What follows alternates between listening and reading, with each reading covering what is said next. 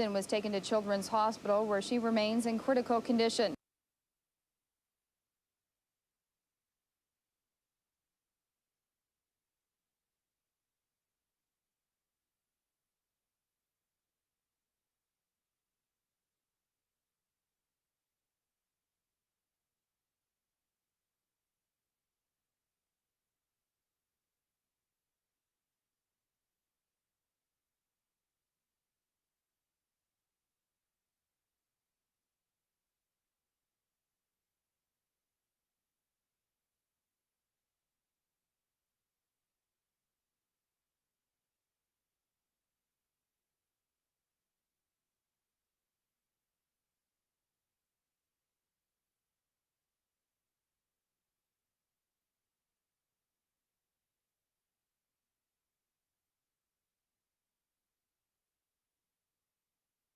Newsline's Tim Filizek was there. Tim, was anybody really expecting that much water? Hard to say. I think they are surprised that this much water is coming their way. I was speaking with the Emergency Measures Office today, and they indicated to me that if the level of the Red River increases by 2 more feet, it'll start spilling over the man-made dikes there and start causing a lot of problems in the area. However, despite this risk, people are optimistic they will come out of this unscathed. His home is high and dry. However, Al Shrupka has difficulty getting to his riverside property. Close to 2 meters of water has spilled over the banks of the Red River and has washed away his driveway. I've owned this property for over 25 years and I've never seen water this high. Downstream, another unfamiliar sight. Normally, there is only a trickle of water flowing through this spillway, which leads to Lake Winnipeg. But because the water level here has risen by 9 inches since last night, that trickle has exploded into a raging torrent. These sights may be unsettling for the people who live here. However, it appears they are taking it in stride. Oh, there's some that are very concerned, and I wouldn't say panicky yet, but they're expecting the worst. They arrived by air and by land. Close to 130 Army personnel arrived from Petawawa, Ontario, Tuesday night. They have made themselves at home at a local hockey arena. The outdoor rink has become a parking lot, while inside the cement ice surface is now a hotel and medical center with 3 doctors on duty. Even though it's not home and they may have to spend the next 6 to 8 weeks here, no one is complaining. I mean, we're all human here, and if we can help out in any way, it doesn't matter what color uniform you wear to work, or you're just here to help out. The Army is sort of comforting to people, and they're certainly well-versed at handling all sorts of disasters. A 19-year-old Winnipeg woman is dead. Her 13-year-old sister is in critical condition after fire swept through their Fort Rouge home this morning. Fire crews were called to the blaze at 758 Mulvey Avenue just after 6:30 this morning. Firefighters removed the 2 women from their second-floor bedrooms. 19-year-old Deborah Ann Keena was pronounced dead on the scene. Lindsay Amanda Jacobson was taken to Children's Hospital, where she remains in critical condition. The parents, along with 2 sons aged 12 and 6, were treated for smoke inhalation and released in good condition. One firefighter sustained a burn to his arm. He was treated and released from hospital. The cause of that fire is still. Areas are beginning to give way. Residents have spent the last few weeks working feverishly to build their defenses against the crest, but the temporary dikes are proving no match for the massive pressure of the Red River. It's heartbreaking for the volunteers who they've done so much work. Longtime locals have never seen anything like it.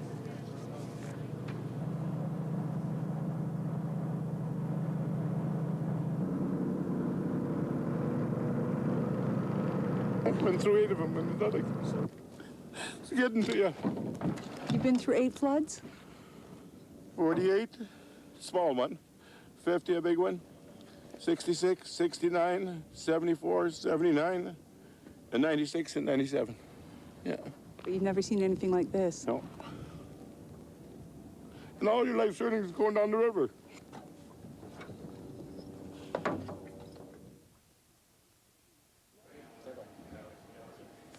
And Curtis Moore joins us now live from the banks of the Red River. And Curtis, you're going to tell us everything we ever wanted to know about crests, right? Well, Kristen, that story there illustrates exactly what I want to tell you about in terms of weather and what we can expect over the next couple of days. A story like that just breaks your heart. And the reason that these secondary dikes, they're relatively unstable. They're not like primary dikes or earthen dikes, you know, they're sandbag dikes, et cetera, et cetera. They're temporary, and that's the key thing. There is so much pressure in the Red River being exerted onto these dikes that it's quite a lot of pressure. And that's, I mean, when we think about the Brunkhill dike and that huge expanse of water that's approaching it for its crest on May the 5th, well, the last thing it needs is any kind of wind helping it along. It needs just plenty of sunshine and light winds over the next few days. Unfortunately, we're not going to get that. I'm sorry to report that. For the next couple of days, it's going to be actually quite nice, sunny and light winds from the north. But then on Sunday, just about the time when that water out at Brunkhill will crest, we get the winds coming, and that's exactly what Larry Whitney and all the engineers were afraid of.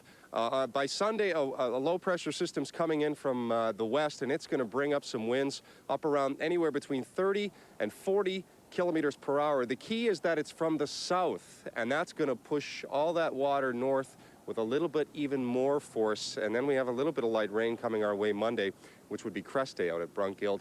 We cross our fingers and hope and pray that that Brunkhill dike will hold. The city officials say that it will. They don't need the extra strain from that wind. Unfortunately, it's coming. We'll enjoy the next couple of days because at least we get light winds then. And we will continue to cross our fingers, Curtis. And now to another person who's done a lot of volunteer with a flood relief effort. Lisa Best joins us now live from the Forks. Lisa? Thanks, Kristen. We're going to have some ideas for you coming up next on Nightlife. If you are an evacuee, this is the good news, a way you can get the stress out because Winnipeg's entertainment centers are opening their doors. I'll have that next on Nightlife.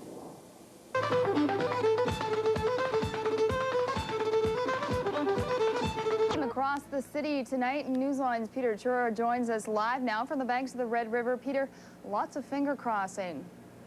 Indeed, Kristen, as the crest closes in on Winnipeg, locations like this, the banks of the Red River right next to the St. Boniface Hospital, will be on the front lines of the battle with the Red. Now, those front lines are, of course, a little quieter at night, but dedicated groups of men and women are hard at work, shoring up the defenses even during the hours of darkness. Newsline's Dag Sharman reports. It's 9 o'clock and Gus Fiorino is just starting his night shift. As Winnipeggers sleep, he'll make sure their dikes hold up. You just have the one pump going in. This long night of volunteering follows a long day at his regular job. He's an accountant. Well, we want to preserve our community. We want to try and keep it safe. We like the way things are, and the flood is the enemy, it seems, and it's as close as I've ever been to a war, really. And it's kind of frightening. He's not alone. Each two-person city monitoring crew is helped by a volunteer. You can't get enough volunteers. I mean, it's just amazing. We patrol all the time to see the people, thousands of people volunteering sandbagging. It's just amazing. Fiorino's home isn't along the river, but he's seen the flood hit home. His young children have trouble sleeping at night. They're a little bit antsy. Yeah, they're concerned. What do they say to you? Is the house going to be here in the morning? So after reassuring them at home, he's spending the night making others feel safe. And so far, these dikes are okay. And Newsline's Dag Sharman joins us now. You just mentioned most of the dikes are holding in the city. I guess the big question is it cresting tonight? Well, that is the big question, Kristen. And officials are being very careful about that tonight. They are saying that the Red River is cresting, but they're not saying that it has crested. And that's the tricky thing about this. Sometimes we think when the river's going to crest, we expect something of a tidal wave. Of course, that isn't the way it is. It's just simply a matter of the river being at its peak. And that happens gradually. It's very tough to measure. If we look now at our flood watch gauge, we can see that it is 1/10 of a foot below 25 feet. And now at 6 o'clock, it was 2/10 of a foot below 25 feet. So it has risen and risen gradually. And tonight, we are expecting the crest. And so all day, people around Winnipeg have been very nervous. Winnipeg, on the day the crest arrives, there is an eerie calm. Portage and Main and traffic is light, because here in the heart of the city, the rivers are peaking. So people like Charles Bigelow are at home thinking about one thing. Oh, it's just worrisome. Everybody's worried about it, all that goddamn water out there. Similar sentiment across town. Marianne. The breach just before 9 o'clock this evening under the south end of the St. Vital Bridge. They quickly advised city officials. Engineers are assessing the break at this hour. Residents in the vicinity of the leak had previously been evacuated. And Kristen, heartbreak tonight for some residents south of the city. Despite Herculean efforts at a 12-foot dike, the residents of South St. Mary's Road lost their battle with the Red River. Newsline's Marlene Trotter reports.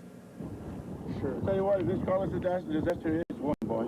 An emotional and exhausted Ed Zalima is watching his life savings wash away. Been through 8 of them, and it's not like this. It's getting to you. Been through 8 floods? 48, small one. 50, a big one. 66, 69, 74, 79, and 96 and 97. Yeah. But you've never seen anything like this? No. And all your life savings is going down the river. This is Zalima's house in St. Germain on the southern edge of Winnipeg, just outside the Red River floodway protecting the city. Days ago, he and others were working feverishly to shore up 12-foot dikes and were optimistic they could hold back the water. But the river has come up too high. This picture was taken last week. This is what it looks like now. These were the first houses to be evacuated in Winnipeg. The homeowners built the dikes as high as they could in the time they had, but they've been battling the river for 10 days, and now some have lost the battle. The water is 10 feet in places and exerting tremendous pressure on the hastily built dikes. Some have gone under. Winnipeg Hydro is working around the clock to keep the pumps going and try to save as many houses as possible.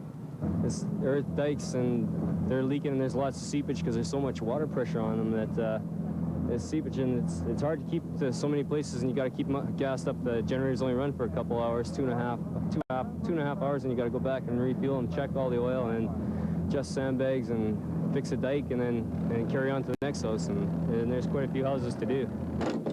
Can't give up. No. You know, there was a lot of work put into it. A lot of people, friends and volunteers, and just excellent. So far, this is the worst damage Winnipeg has suffered, and it's limited to a few homes.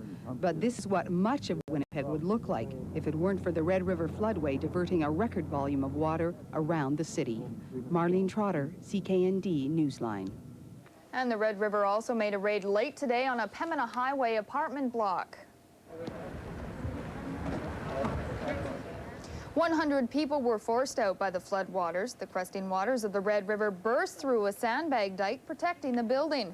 Residents were quick to leave. Many admit they weren't surprised by the water. There were no injuries. You're watching Newsline on CKND, Winnipeg TV. It's Winnipeg's best defense against floodwater, the primary dike system, and tonight, more than 10,000 Winnipeggers are thanking the city for it. Newsline's Warren Priest reports. The Red River is cresting in Winnipeg. It's 18 to 20 feet higher than normal. It's a tight squeeze going under bridges. This one's impassable by water. Harbor Patrol. Joe Pietrassi has been patrolling the river for 30 years. 1997 is a once-in-a-lifetime flood. I've never seen the height of this water before. I've never heard of it before. A frantic last-minute burst of sandbagging started the day, adding 2 feet to the primary dike. I'm walking on a portion of Winnipeg's permanent dike. It's a system of elevated roadways and parkland designed to hem in the flooding Red River. Here it's a residential street called Kildonan Drive. The Army's thrown its weight behind the effort. 7,000 troops are in Winnipeg. Tail's got to be under. You got to hold the structural integrity. Yeah? They're providing much-needed expertise and muscle power, but it's a little unnerving for locals living on the wrong side of the new dike. It was shocking, you know. I thought we had security with our dike in the back, but now all of a sudden, with this dike in the front, it sort of gives you a different feeling. The Red River is lapping at its backyard dike. With the crest here today, they're hoping the level won't be coming up much higher. they may be in luck. Estimates of the amount of water coming down the Red have been revised. Other flood defenses in southern Manitoba. Officials say Winnipeg's giant flood rampart near Brunkild is nearly complete. And although work on the last-minute Z dike continues, the builders are confident. This dike will work, and I'll quote my friend James Orbanski, one of our contractors here, says the only thing that's going to take this dike down is the same machines that put it up. But so far, the Red River has yet to put the hastily built Brunkild bunker to the test. The most successful defenses in this crisis have been permanent ring dikes. Fortress towns such as St. Adolphe have withstood the watery assault. At Emerson, the river levels laying siege to the border town have begun to retreat. The towns that entered the fight with last-minute dikes are already underwater. St. Agathe and its tiny neighbor Albany are watery ghost towns tonight. Across an unprotected 1,000 square miles, the disaster is complete. Some 800 farm properties are lost, and the Navy patrols where farm tractors should roll. The cost? Impossible to predict.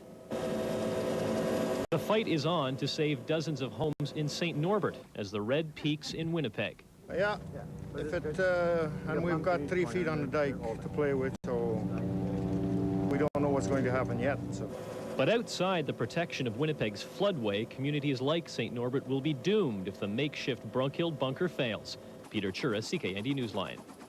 And Curtis Moore joins us now. And Curtis, I hear Mother Nature won't be working in our favor this weekend. Well, Kristen, you know, we've heard so much over the past few days about best case scenario, worst case scenario. Well, if you think of it in terms of weather, what would be the best case scenario and what would be the worst case scenario for Flood Watch 97? Looks like we're going to get a bit of both, and I'll tell you all about it in just a few minutes, Kristen.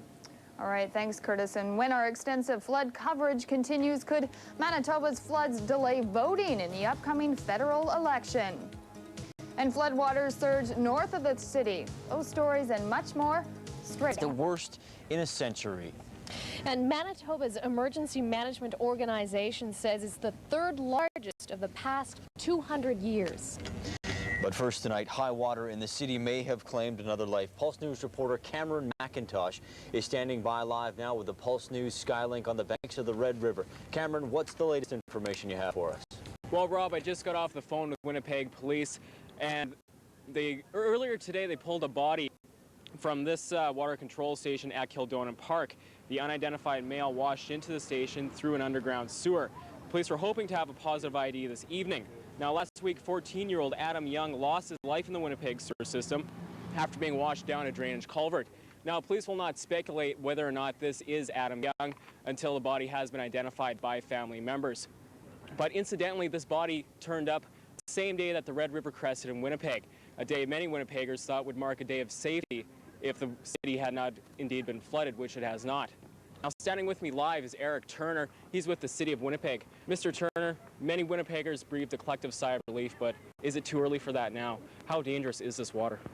The water is extremely dangerous, and it's much too early to breathe a collective sigh of relief. Perhaps we can take a deep breath and rest for a moment, but the fact of the matter is we're going to have high water within the city, water against sandbag and earthen dikes for 2 weeks at least. Now, all throughout the flood fight, we've been warning people not to go near the river. I should point out, we are standing right next to the river, behind a police line. What message do we have for people that are going to be out this weekend that are naturally going to be drawn to this river? Because obviously, curiosity often overrules common sense.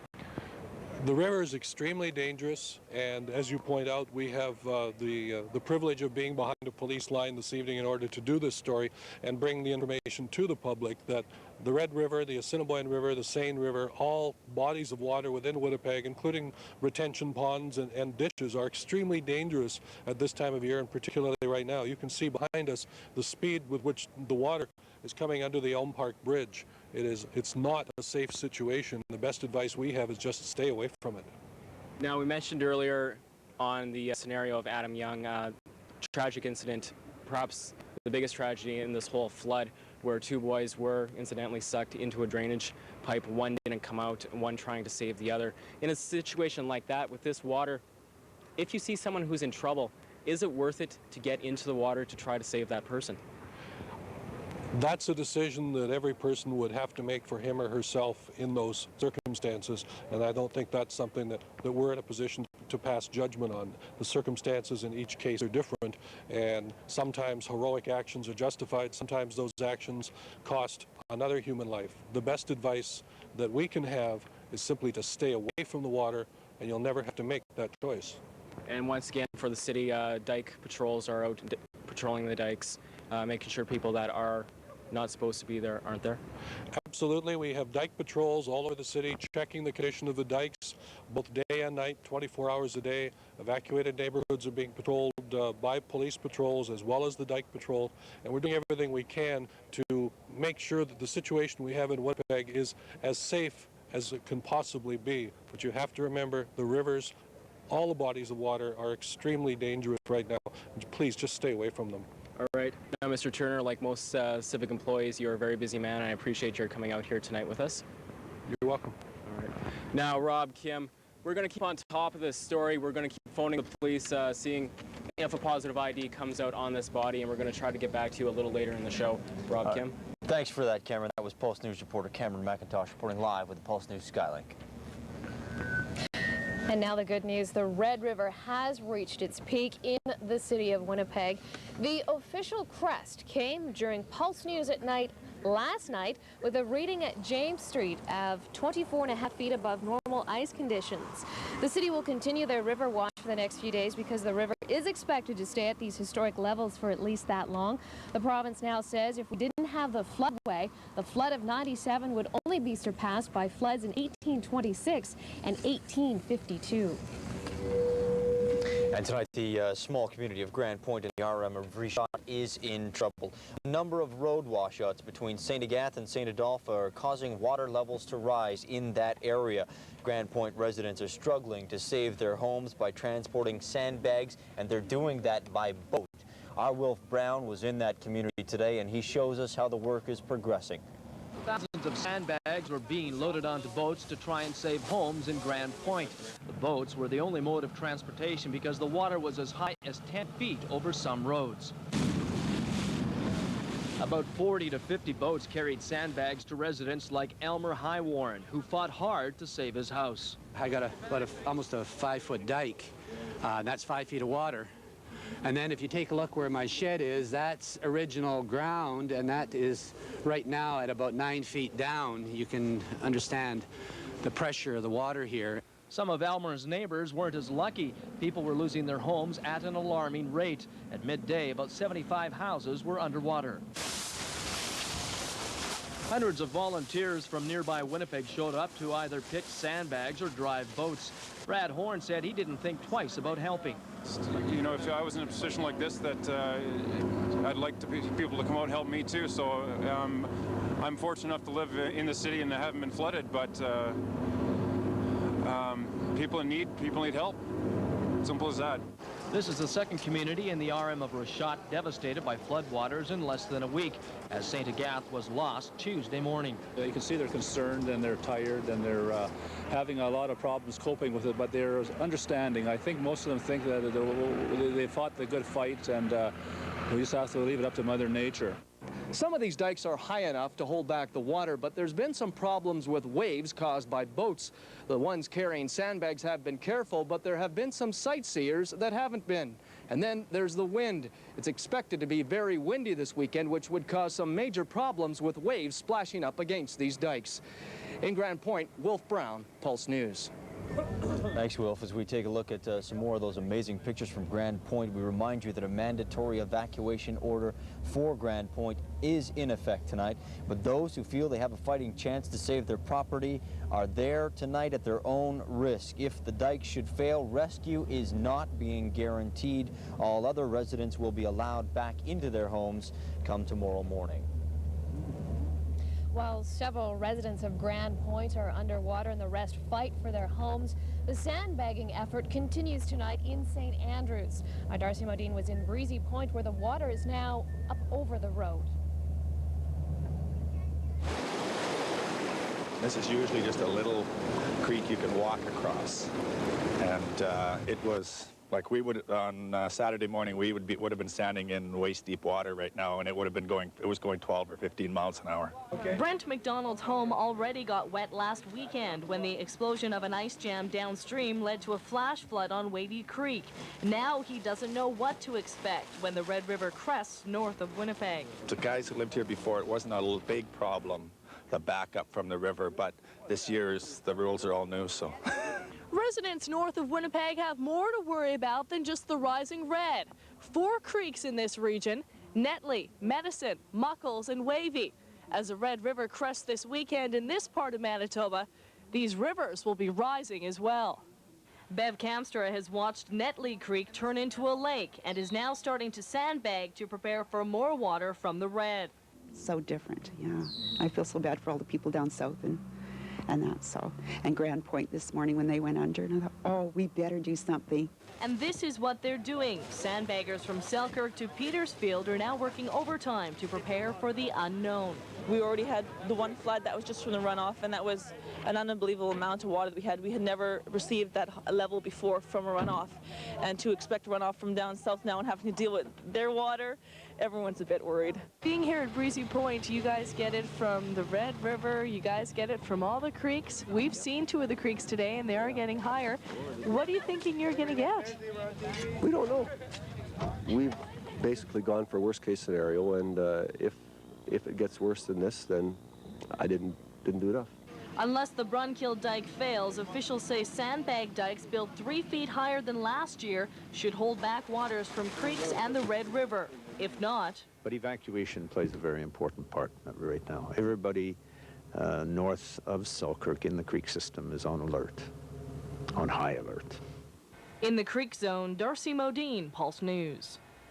Thanks, Darcy. Now, tonight, the city of Winnipeg says despite the river reaching its crest in the city of Winnipeg, they have no intention in slacking off. The city intends to keep their 24-hour dike patrols operating. They also have plans on completing the secondary St. Norbert dike, and they will top up sandbag dikes wherever they're needed. The city will not let St. Norbert residents back into their homes until they know that the Brunkill dike will hold against water pressure that they will face this weekend. When we talk about the river peaking, it doesn't go up and then come down right away. We've said all along, and this is what we expect. It's going to go up and it's going to stay there. And it may stay there 2 to 4 weeks. So we can't let down our guard. You know, all our inspections and a lot of our people that maybe were working in the office before, we're going to put them in the field. We want to watch these dikes because when water's up against them for an extended period of time, that concerns us. So things are far from relaxed. As you saw in the aerial pictures we showed you earlier, it could take a while to rebuild southern Manitoba, but the task starts next week. Emergency measures officials will meet with local towns and municipalities affected by the flood on Monday. They'll be discussing the disbursement of the $25 million that was handed over to the province by the federal government yesterday. Disaster Financial Assistance Inspectors from EMO will begin flood damage inspections in municipalities outside of the Red River Valley. There has been some localized flooding in RMs other than in the Red River Valley, and the water has receded enough there that inspectors can go in and start doing inspections.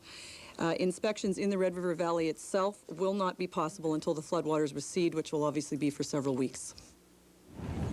And it's another lovely night here at the Forks. We've got lots of people joining us. Yeah, and I don't know if any of them would be interested in this. What do we got here? Tickets to the Fifth Element. Any of you guys interested in that? We've got tickets to the Fifth Element, and we're going to give them away to people who are coming down here to the Forks. Normally, what we do is we have people call in to Lombard or our Portage Studios, but tonight we're skipping the phones tonight. So come on down, and Namwa is thinking up a skill testing question right now, and if you can answer that question later on, you're going to give away 15 passes. Let's take a look at some of the people as we pan away.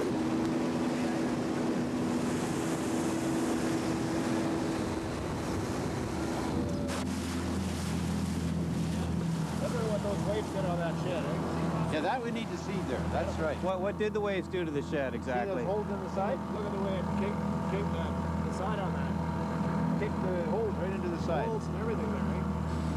Here, I'll grab the front of the boat. How are you feeling when you come back? Well, actually, I feel pretty good because I got this protection here. I think if you listen to the radio or watch TV, you tend to get a message that a lot of farmers really resented being evacuated, you know? Did you have any of those sorts of feelings? Yes and no. I mean, if I could have stayed here, I could have saved my basement. And now I had water in it. Because if I would have stayed here, I could have attended my pumps, and then I could have saved it. So it would have cost me less and everybody else, eh? Do you regret having left? Not really. Not really, no. When are you going to move back in? Well, as soon as I can get in with the truck. Oh, okay. Like that road over there, that's still water running over, and till that goes down, I guess I'll have to stay out.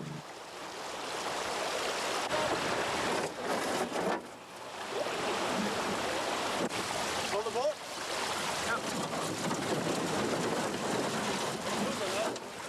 Yeah, right.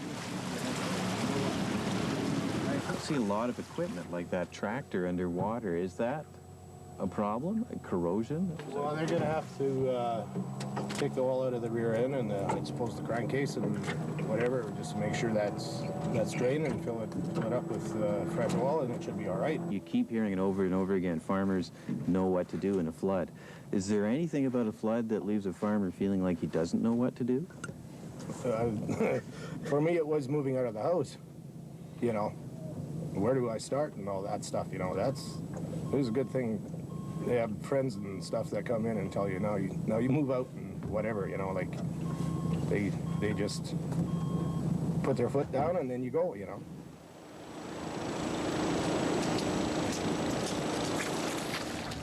Meanwhile, evacuated property owners in rural Manitoba who live outside of ring dike communities will be allowed limited access to their property. Now, if this situation applies to you, contact Manitoba Natural Resources at 945-5444 to obtain travel passes. Now, those passes will be required to get past the various checkpoints, as we in the media well know. Tonight, Jean-Pierre Kingsley is pondering the future of the federal election. It's no secret. At the head of the Red River at Claude Lemoyne's place, this house is an island fortress in a dangerous sea. A frail sandbag wall separates this home from watery catastrophe. The enemy here is seepage. The pressure of the Red River is forcing water through. The defense is a pocket dike to contain the leak so it can be pumped out.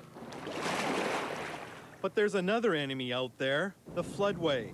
It's holding the Red River out of Winnipeg, water that's spilling back into Grand Point. It's a community under siege. So they're sacrificing Grand Point. It sounds like it. That's the province. Claude Lemoyne has just found out he can expect 5 more inches of water overnight. There's no doubt about it that we're in big trouble.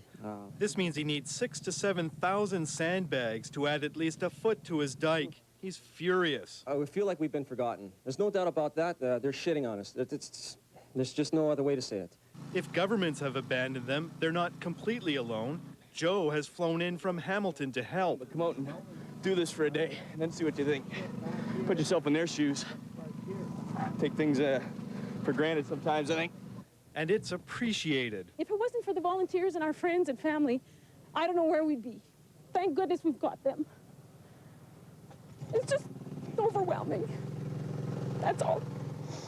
For its part, the province insists the floodway isn't raising water levels any higher than they would be if the floodway wasn't there. Yes, there's people suffering at Grand Point. Yes, we feel for them.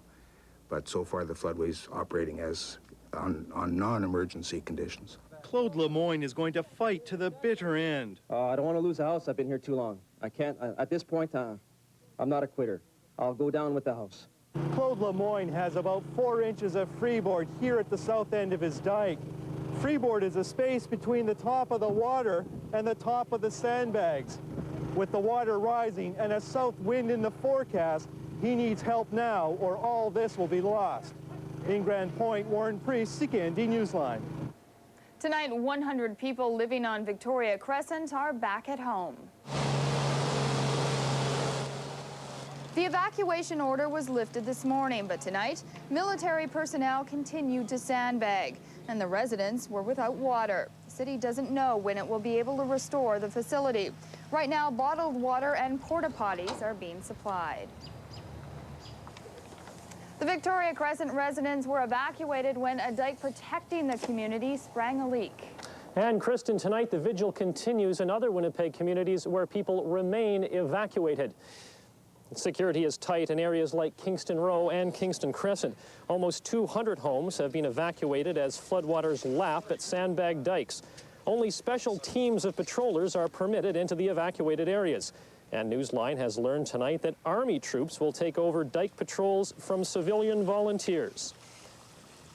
So far, the dike systems in this neighborhood are holding up as the Red River crests.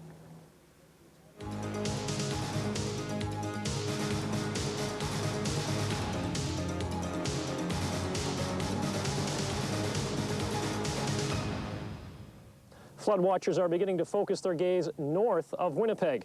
The Red River is expected to crest in Selkirk tomorrow, and water levels are rising fast. Newsline's Tim Filisek now with how people are coping there. Here we are. Well, let's see how far we can go here. He moved here 11 years ago because he and his wife wanted a riverfront home. However, Herb Hardy didn't think the river would only be a step off his deck. The swollen Red River has spilled over its banks and flooded Hardy's backyard and garage with close to 1 meter of water. It's not the nicest feeling, but we knew at the time that we were going to get water. I didn't really expect that we would get this much, to be honest with you. Hardy continues to check the water level. It rose by 1 inch overnight, and so far he has kept his home dry. Even though his 3 acres of land are underwater, Hardy manages to keep a sense of humor. This year, I don't think I'll have to do any watering, and it might be a couple of months before I start doing any pushing the lawnmower. The mayor of the town of 10,000 people has been working with other emergency officials to try and prepare his community for the onslaught of water. Bud Oliver is monitoring the levels. He says unless the water increases by 5 feet, people in his town should be spared. There's really no reason that we know of right at this point between now and when the crest should come here to say that the numbers will not be correct. While the mayor keeps his eyes on the water, Hardy is already making plans for this weekend. If anybody would like this weekend to come out and fish, we're more than welcome. We got the deck here, and we can throw the rods out and we can catch fish all day. Hardy predicts it'll take about a month for all this water to recede out of his backyard and into the Red River. And despite the inconvenience this spring, there's no plans for moving, because as he puts it, this is the best place to live. South of Selkirk, in the Red River, Tim Filisek, CKND Newsline. A warning tonight from the Selkirk RCMP. The public is being advised to stay away from the Selkirk Recreation Center because it's a restricted area. It's being used as a military staging zone. Hundreds of soldiers are being moved into the region to fight the Red River. The Saturday and Sunday night, starting at 10 p.m., the Armed Forces is staging a training exercise. Police want residents to know this is just an exercise and there's no need for alarm. The recreation grounds are off limits until further notice.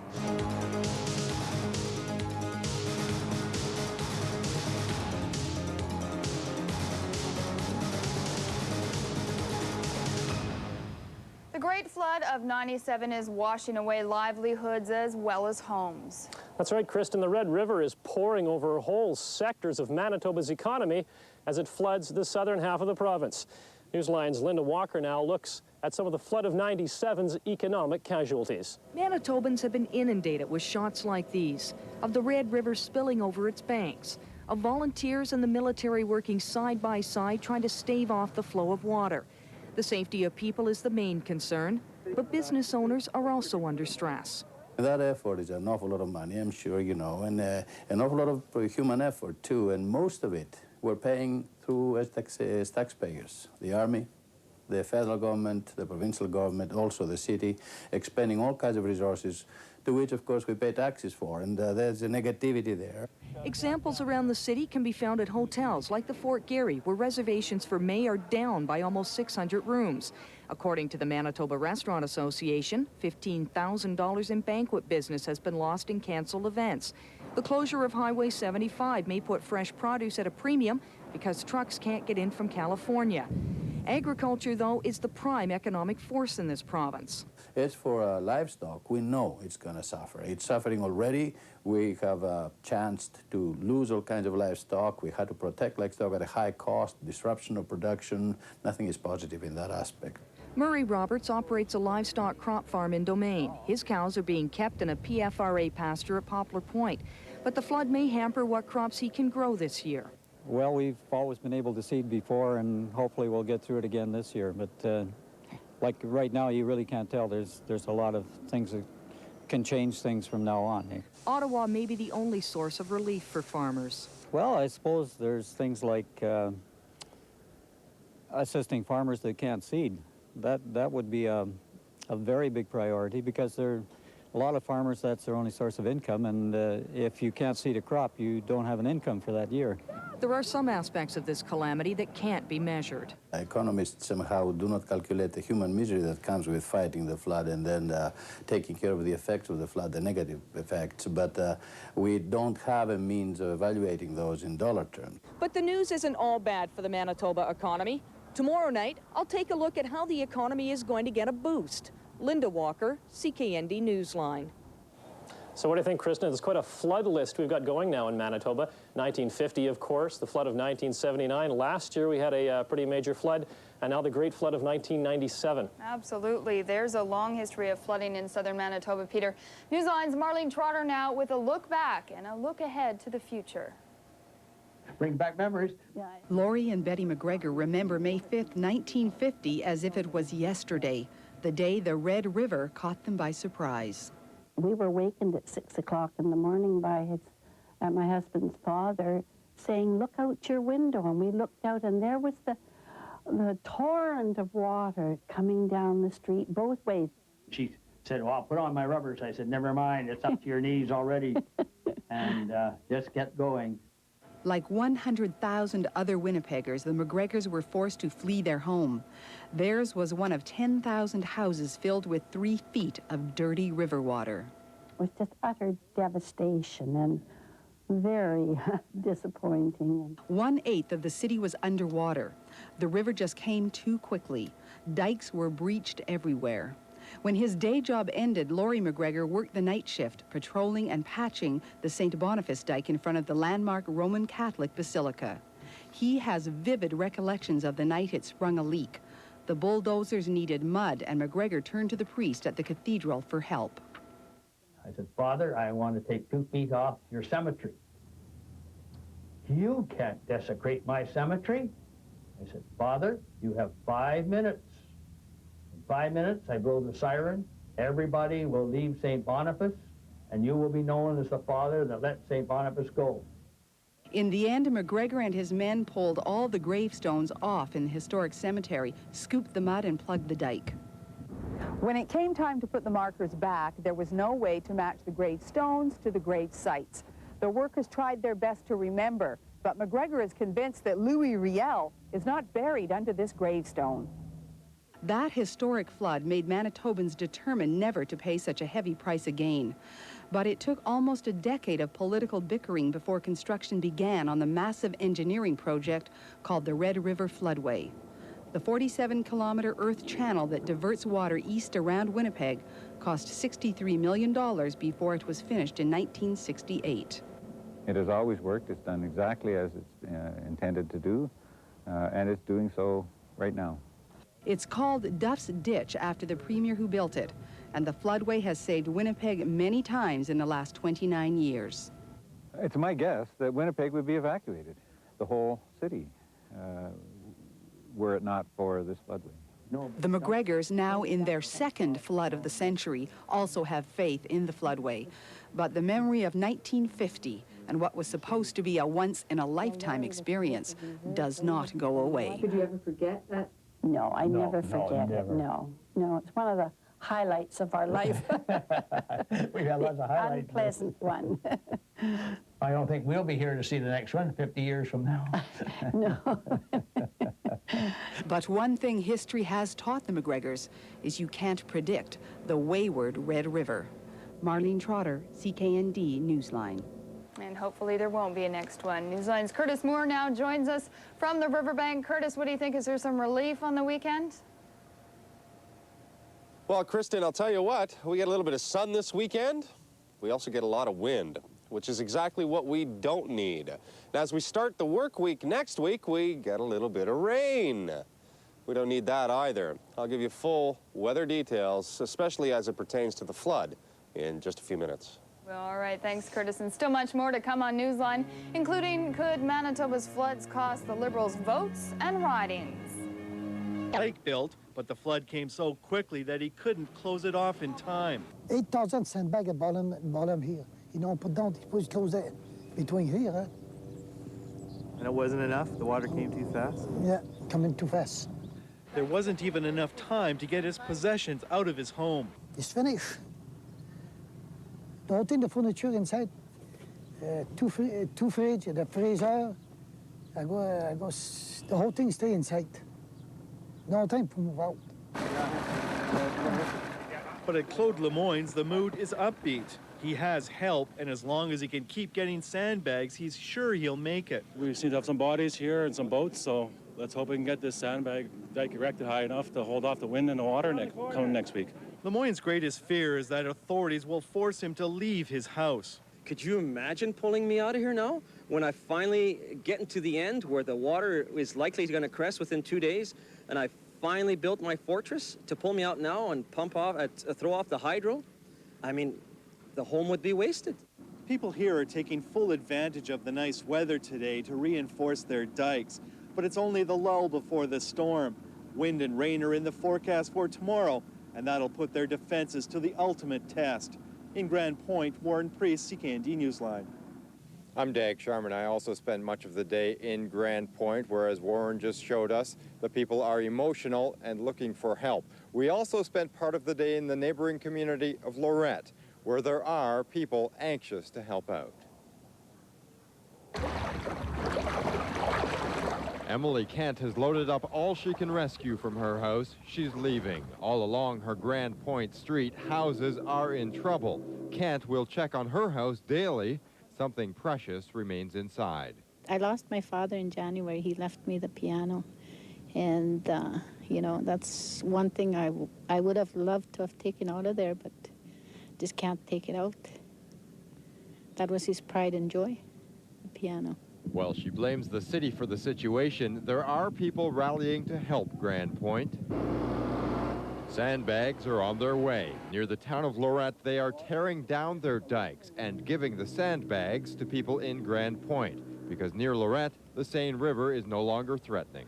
The people down at Grand Point and Ile-des-Chênes are in worse shape than we are, so if we can help them, we're willing to do it. And there is a risk in taking it down. The Seine could back up, but Dan Walker is willing to take that risk for others. This actually cost us quite a bit of money to put together. A lot of friends came out, and at the end, when we were flood devastated, I had volunteers here from Ile-des-Chênes, some from even Grand Point were out here that weekend. And it isn't only rural Manitobans who are doing what they can to help Grand Point. Gary Kucherka lives in Winnipeg. This is his way of saying thank you.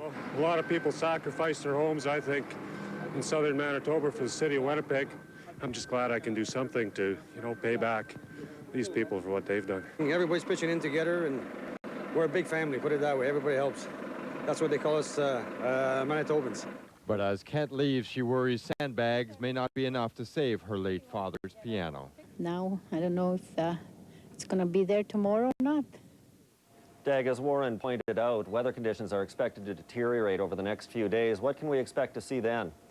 Well, John, people don't have very much time, in fact, because tonight they have to be out by 8 o'clock. So those weather conditions are very important. They're working feverishly right now. And what can we expect? Well, southerly winds of up to 20 to 30 kilometers an hour. And that means that's going to start tomorrow. And that means that the water level in Grand Point could rise by as much as 4 inches, John. Not welcome news at all. All right, thank you very much, Dag Sharman, on the banks of the Red Rip tonight.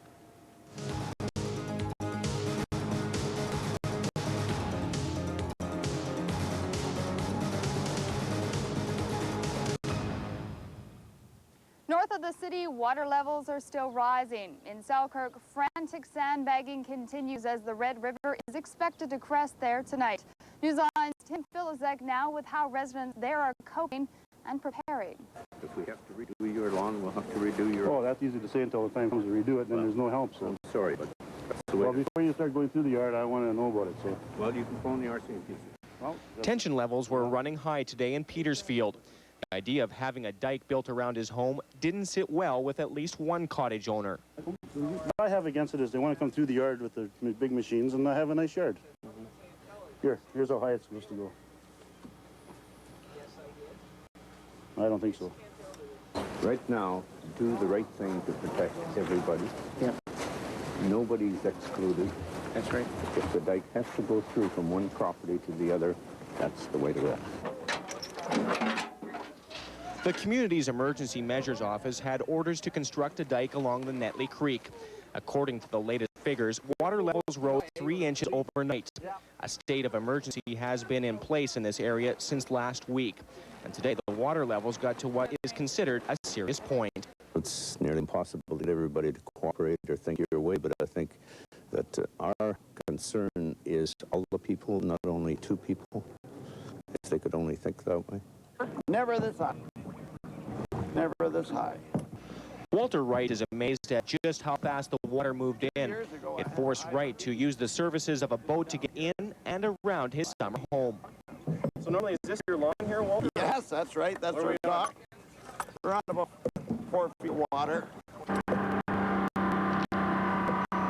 130 military personnel, along with hundreds of other volunteers, began the task of building a dike, which in some low-lying areas will be 3 feet high. We're going to start here. We're going to work down through that little gap in the trees right there. And we're going to aim at joining up with 6 platoon, which is roughly about 75, 50 meters that way. At the end of the day... And Tim Filizek joins us live from the Forks now. Tim, the clock is ticking. Do they have enough time? Well, John, people obviously in that area sure hope so.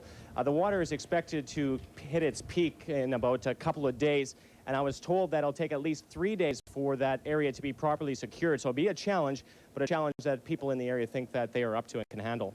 And I know they have their hands full, but I understand there's more headaches north of the city tonight. That's right. Late-breaking news story this afternoon. A large barge broke free in that area. The Coast Guard is currently looking for it because there are some hazards in that area running into power and gas lines. And there could also be a danger out on the river, so they're looking for that barge as we speak. All right. Thank you very much. Tim Filizek reporting live from the Forks. And a sad discovery in the city's north end yesterday. City workers found a body in a narrow section of sewer pipe in the northwest corner of Kildonan Park. Winnipeg police have identified the body as that of 14-year-old Adam Young. Young and an 11-year-old boy were swept into a culvert at the corner of Leela Avenue and Manila Road on April 22nd. The other boy managed to hang on until he was rescued by firefighters. Adam, however, was pulled into the sewer system and was swept away.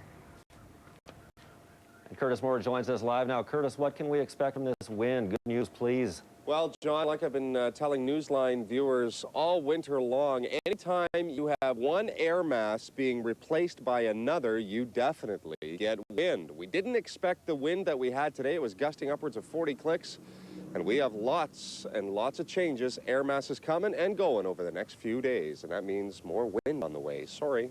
Let's go to you now, Kristen. But it feels pretty good outside. Still to come on Newsline, the Army, the Navy, and the Air Force have combined forces to battle the Red River, and today they were granted additional powers. And flood fighting versus personal security. Those stories next on Newsline. Do you think the government was right when it chose to divert water onto the Grand Point area? Yeah, I believe they were right. For the simple reason, you sacrifice a few houses to save thousands of other houses. Well, not if I lived there. I wouldn't appreciate it. I think that it was a judgment call that was reasonable. I certainly do. I mean, what would you rather do? Sacrifice, I don't know, 75,000 homes or 100? The choice is inevitable. It goes without question. It's unfortunate nonetheless. I wouldn't say it wasn't. I think it's a case of saving lots at the expense of a few, and Hopefully the government will provide additional assistance for areas where those types of decisions had to be made. I feel sorry for those guys out there. I don't know whose fault it actually is, if it actually did cause it or not. I guess only the government knows.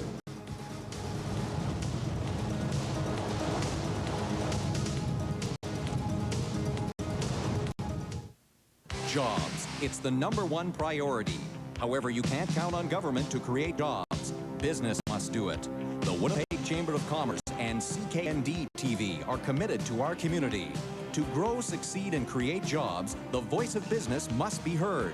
The Winnipeg Chamber of Commerce is part of the answer. It's the hub of all business, big and small. The gateway to the 21st century.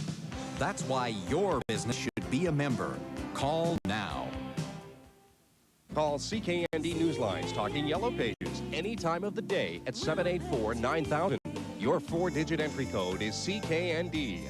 Dial 1 and join Lisa Best for the best in primetime TV. CKND's got it. Dial 2 for up-to-the-minute news from CKND Newsline. We'll be there.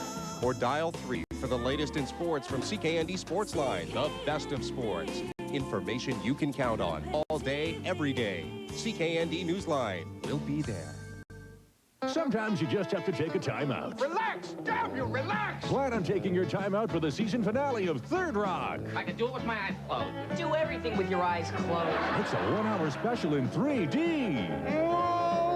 Get your 3D glasses only at Zellers. We were at the store, and the place was a madhouse. They're free with the purchase of Cadbury's new wafer snack, Time Out. Television always goes better with food. CKND's got the season finale of Third Rock, May 18th, brought to you by Cadbury's new Time Out.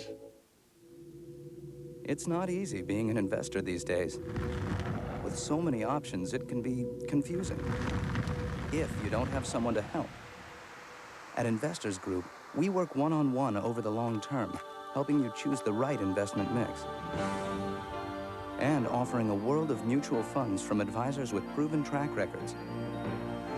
That's why Canadians trust us with more mutual fund assets than any other company. With Investors Group, you're worth more.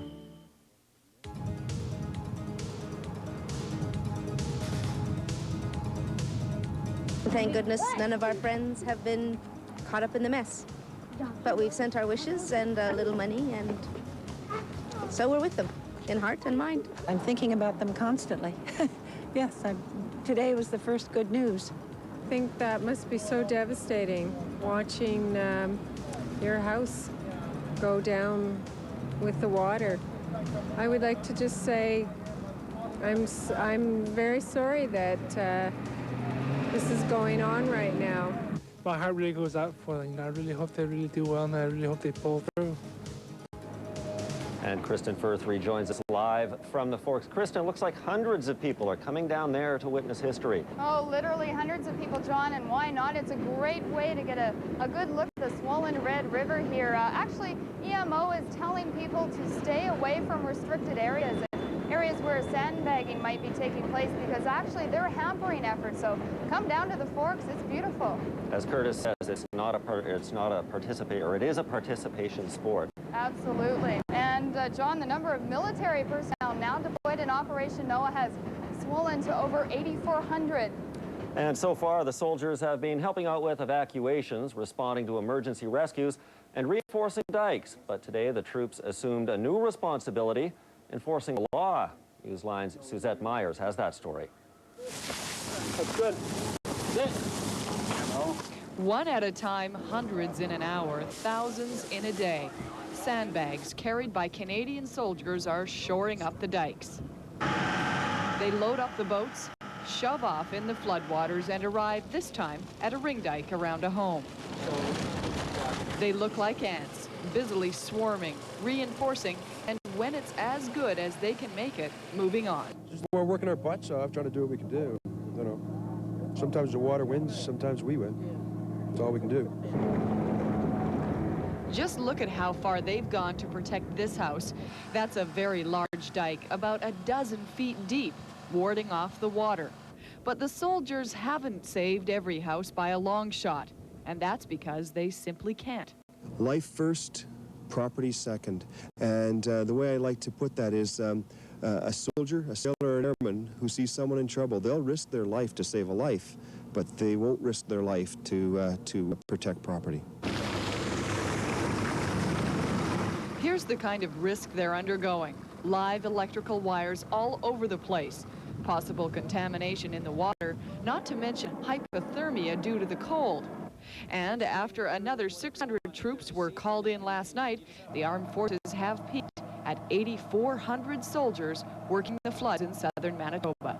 We are now, I guess switching would be the wrong word, but we are now putting an emphasis on supporting that 2nd Brigade, Winnipeg North, without necessarily reducing the support that we've been giving to the south. The Air Force can do that because there are now over 28 helicopters available daily.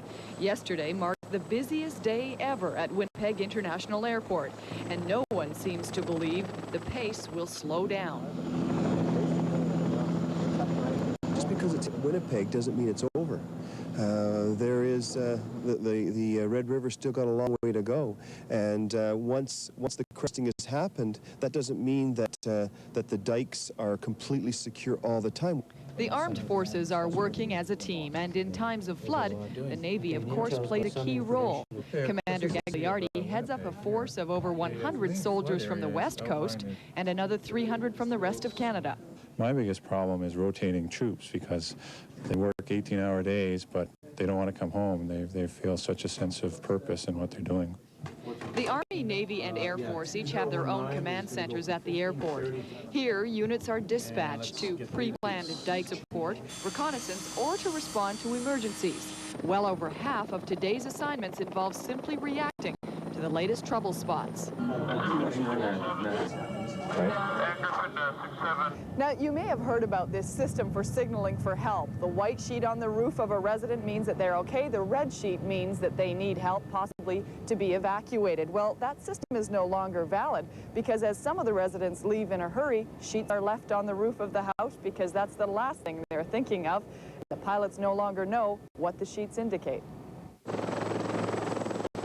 Suzette Myers, CKND Newsline.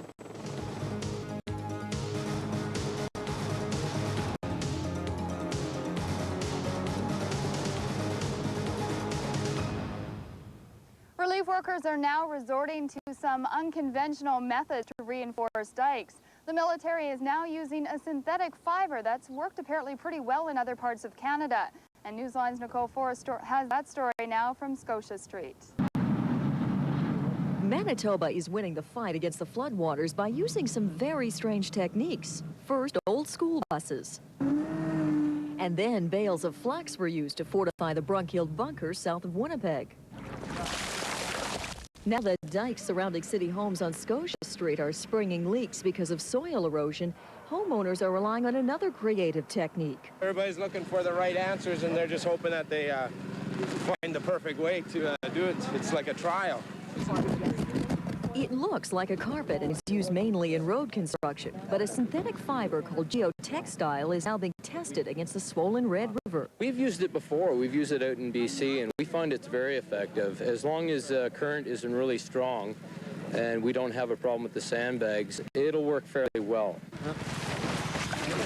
The fiber keeps water in and soil and sand out. Divers tethered to ropes carefully fasten the carpet 8 meters underwater by weighing it down with sandbags. But in murky waters lurk a hidden danger. That's probably the most dangerous thing, is that we cannot see not too much down there. We basically just feel. But like I said before, we're hooked to a line, and the guys outside are well trained, so it makes the job easier for us. We're going faster than you can net. But homeowners frantic to save what they can are only too happy to have the Army try out new ideas. Listen, if it works, that's great. Whatever works will be fine with me.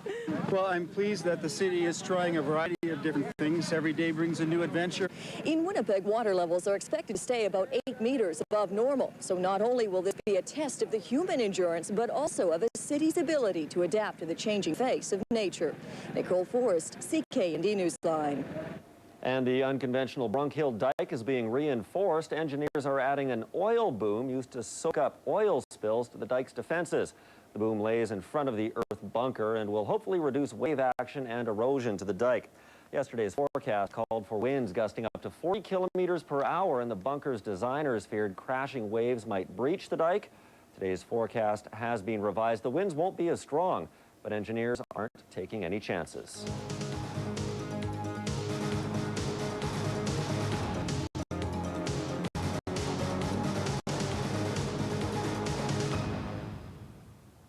The true colors of Manitobans have come out in this crisis. Thousands of volunteers willing to pitch in and help out. But as Newsline's Kate Corcoran reports, sometimes that can be a problem. Lineups, checkpoints, flashing lights. If you're thinking about volunteering your time helping others, long before any water is visible, these are what you'll see. When did the lap start, sir? Oh, we were here since 8 o'clock. It was starting then. Have you heard that it's difficult for volunteers to get out here? Very difficult. Right now, there's so many people in traffic that it makes it tough to get in there. How long were you told you're going to have to wait for? 1 hour, or half an hour to an hour. And how long was it yesterday? It was up to 2 hours. What's the point of all these blockades or barricades or checkpoints?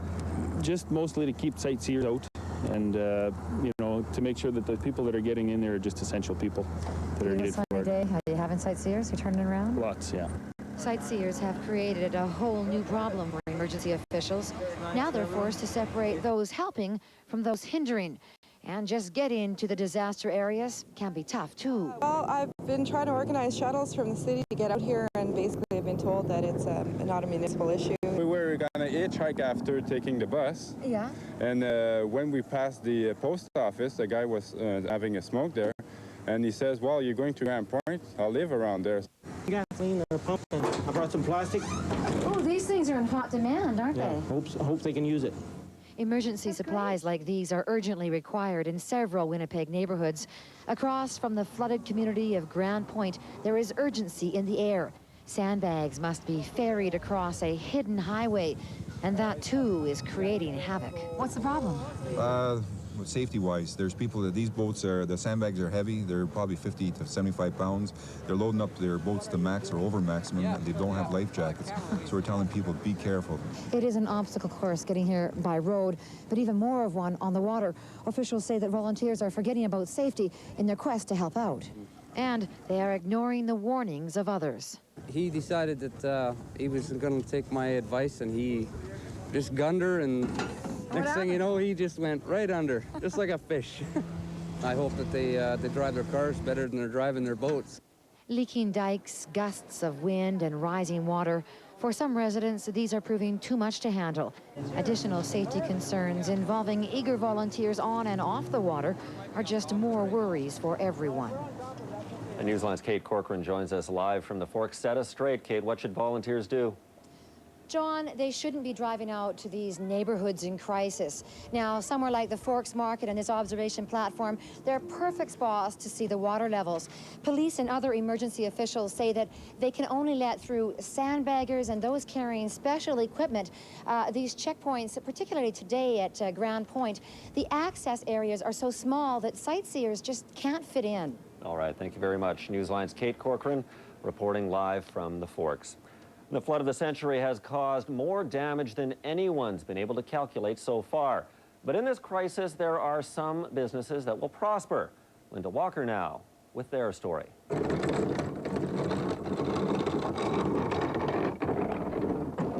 This flood sucker is going to be in great demand when the Red River recedes. We'll go in with our own equipment and help them do the tear out, drying up the rest of the residences, and start the restoration process. Hunter expects the need for his machines to increase enough that he'll have to hire more staff. I'm sure we're going to be in need of plenty of people. This is obviously a very labor-intensive restoration process, and it's going to be going on for a fair length of time. Even now, there are businesses that have experienced a boom because of the flood. Sales at hardware stores are booming as a result of the demand for backup valves and sump pumps. Oh, my goodness. Plumbers around Winnipeg alone have been putting in 18-hour days trying to cope with the demand for their services. Economist Costas Nicolau expects a lot more economic activity once the water levels drop. I would expect quite some employment boosts in Manitoba from this, particularly in the home improvement sector, an awful lot of that, and some of that would spill over into Grand Forks. In fact, because Grand Forks cannot possibly be serviced in the time that is necessary by the area that they have there. The Secretary of State for Western Economic Diversification sees the province developing some new expertise. As we build roads and bridges and rebuild them, developing the engineering skills, developing the use of advanced materials in a way that we can then market these skills and expertise elsewhere around the world. So that there are some longer run positives. Well, we won't know how much damage and restoration work needs to be done around Winnipeg until the floodwaters recede. We have seen the pictures from the rural areas, and certainly there are businesses in the Winnipeg area that are going to be kept very busy trying to get things back to normal in those spots. Linda Walker, CKND Newsline.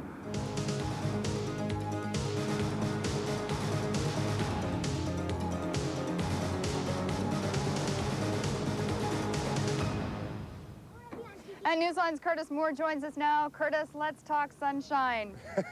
We'll talk sunshine, but the story is the wind, Kristen. It really is. Beautiful sunshine today, courtesy of a high-pressure system, which really took hold over the past couple of days, but it's going to lose its dominance on Manitoba very quickly as well. We didn't expect this kind of wind, gusting upwards of 40 kilometers per hour from the northwest today, wreaking havoc on people trying to fight the flood out in places like Grand Point. And because of the wind and the dark tonight, access will really be restricted to the volunteers who are headed out there to try to save people's lives and livelihood out there.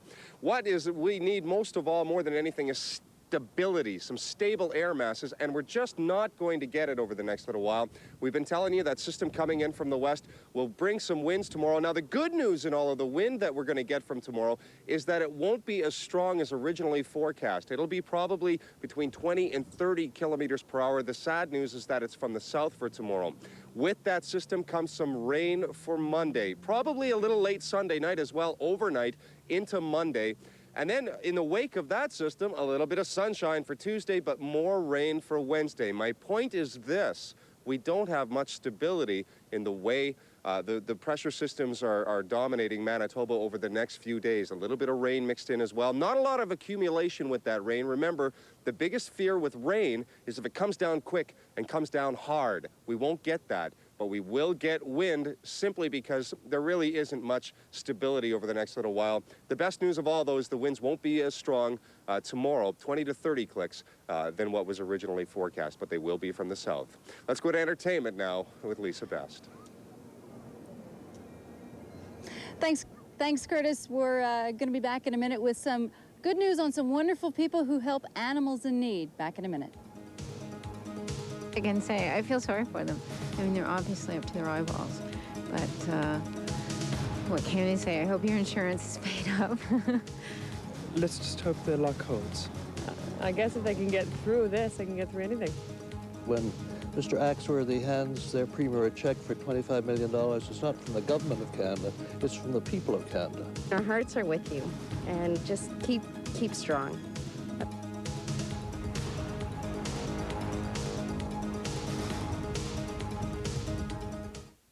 Jobs. It's the #1 priority. However, you can't count on government to create jobs. Business must do it. The Winnipeg Chamber of Commerce and CKND TV are committed to our community. To grow, succeed, and create jobs, the voice of business must be heard. The Winnipeg Chamber of Commerce is part of the answer. It's the hub of all business, big and small. The gateway to the 21st century. That's why your business should be a member. Call now. Sometimes you just have to take a time out. Relax! Damn you, relax! Plan on taking your time out for the season finale of Third Rock. I can do it with my eyes closed. Do everything with your eyes closed. It's a 1-hour special in 3D. Get your 3D glasses only at Zellers. We were at the store, and the place was a madhouse. They're free with the purchase of Cadbury's new wafer snack, Time Out. Television always goes better with food. CKND's got the season finale of Third Rock, May 18th, brought to you by Cadbury's new Time Out. what could be sweeter than honey? How about money? Lots and lots of money. The Dr. Goodbear Money Pot Lottery is giving away $500,000 cash. There's a $50,000 early bird draw, 10 $1,000 draws, 4 $10,000 draws, and a whopping $400,000 grand prize. You'll be helping support sick kids, so call 784-1997 today and dip your fingers into the money pot. This is southern Manitoba, an area devastated by the Red River floods. With highways being closed, search and rescue teams are evacuating thousands of victims forced to flee their homes, businesses, and communities. I'm Israel Asper, asking you to lend your support to the flood victims of southern Manitoba. All monies raised will go to the efforts being directed by the Canadian Red Cross. Western Canada Flood Relief. Make your donation at any Royal Bank or Royal Trust branch or call 1-800-ROYAL-19.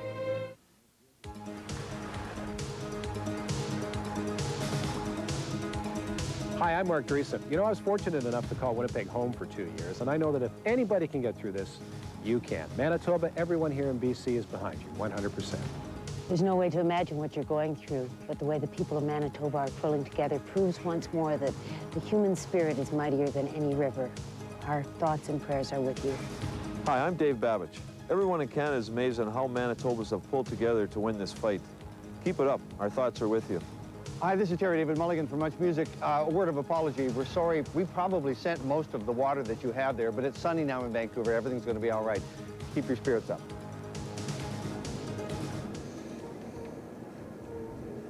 You know, in an evacuation situation, many times the things most precious to us are left behind. I'm talking about our pets, our best friends. Sometimes owners are forced to abandon them, or they simply leave them behind because they figure they'll fend for themselves. Well, that's where the International Fund for Animal Welfare comes in. They're a group of people from all over the states who travel all over North America and sometimes to other continents to help animals in need. We caught up with 3 of the members earlier today at the Humane Society. They're on standby. We went out yesterday to respond to an effort down in St. Agathe to rescue 2 dogs, 2 cats, and 2 birds, and wound up actually getting a 3rd cat out of another homeowner's home, and unfortunately had one of the dogs didn't make it. Howard, you're a very proactive group. You're trying to prevent tragedies with animals in situations like this. What should people be knowing before an emergency happens? Well, they should know that when the time arises, be sure to have carriers for the cats, you know, food, water to take with you. Don't leave any animals behind. If by chance you have to, because you have to get out of there in such a hurry, be sure not to tie up the animal. You know, make sure that the animal at least has a chance to get to higher ground, to be able to get away. But at all possible, take the animal with you and make sure that you do have supplies for the animal, because it might be a while before you can get back. And don't think that you're going to be back in 2 days and the animal will be okay, because chances are you're going to be gone for a while. Yeah. And a situation like this, it's hypothermia that usually causes the tragedy, right, Shirley? Right. Yeah, if they can't get out of that water, especially when they're tied up and there's no way they can get out of the water, they're going to end up with hypothermia, especially this time of year as cold as the water is. So what was the situation in East Grand Forks? They weren't getting the animals out. The owners had to evacuate so fast that they were unable to take their pets with them. So what they did was they would call in and have us go in either with a key or permission to break in, and we would go in and take the animal out and reunite them with the owner. We had 418 requests, written requests, plus a few others, and a lot of those were multiple animals. So we took in over 500 animals that we were able to get out of homes for people. We saw a lot of deaths, unfortunately, that could have been avoided had people just taken them out or taken the time to make sure they weren't in a basement and on a 2nd floor. A lot of budgies, mainly just because they couldn't take the cold or they ran out of food, and of course birds don't make it very long without food. Dogs and cats can go a little longer, but the birds can't. So it's just, that's really the main thing, is to get them out. You know. And you haven't been seeing a lot of farm animals, which is nice to see. People are taking care of their domestic animals, but what's happening with the wildlife? Apparently right now there's a lot of deer that were trapped in the floodwaters, and they're isolated on what looks like from the air, you know, islands on a lake. They're isolated on high ground, but considering the time of year, and there's really nothing for them to feed on. So we've had some calls regarding some isolated, you know, deer populations that need, you know, some food brought in. So I think that we're going to head out this afternoon and try and respond to some of those. So you drop some food for them? Yeah, we'll either go out by boat or however way we can get in and bring some food out, you know. So you have a helicopter sitting, right? Waiting? Yes, we do. We do have a helicopter. It is on pontoons as well, so it can land on water as long as there's no current. So Shirley, tell us about your vehicle. This is a new vehicle for us. This is only the third time that we've had it out. We have the capabilities of having a surgical suite in this room. We have surgical tables, surgical lamps. Right now it's still not broke down because we have facilities here in Winnipeg to use. But if we're in a field operation where there are no facilities, then we can use